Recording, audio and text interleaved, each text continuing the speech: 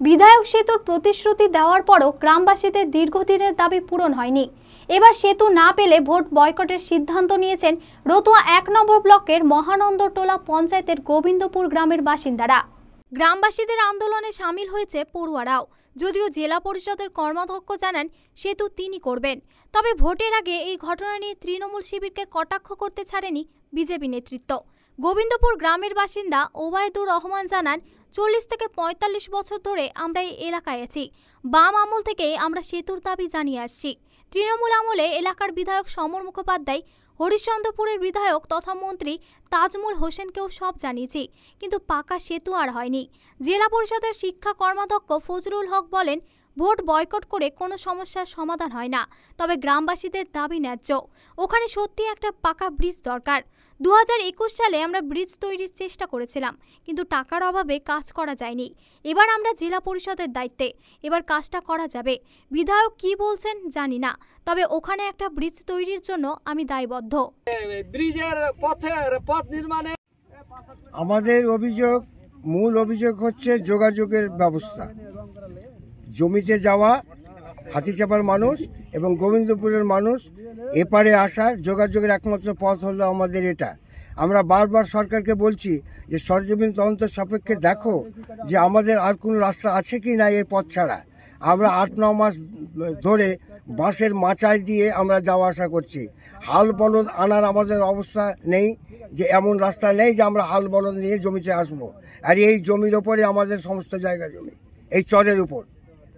এখান থেকে গ্রামের রতুয়া হরিশ্চন্দ্রপুর থানার ৪-৫টা গ্রাম এবং বাইরের গ্রাম হাতিচাপা, দৌলতনগর, ফুলচানটোলা, ছবিলালটোলা, নাকি তোমার হাতিচাপা, রতুয়া থানা হরিশ্চন্দ্রপুর থানার অন্তর্গত হাতিচাপা, দৌলতনগর, পেমায়, ফতেপুর, ভালুকা এবং অন্যান্য এলাকার মানুষ যোগাযোগ।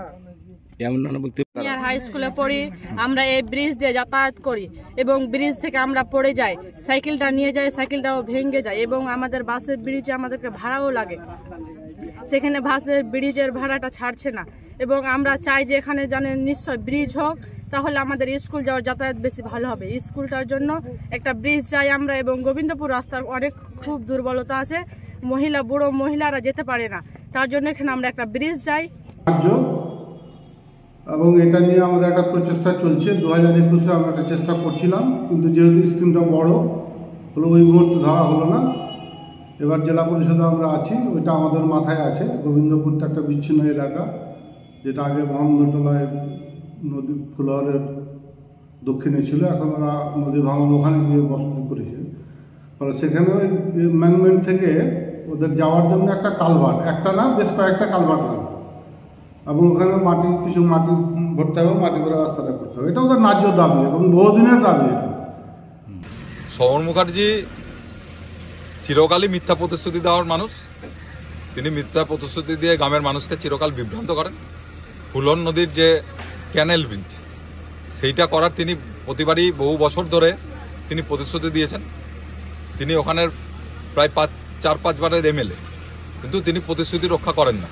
মানুষ আজকে তার উপরে ক্ষোভে সেখানে ভোট বয়কট করেছে, লোকসভার ভোট বয়কট করেছে।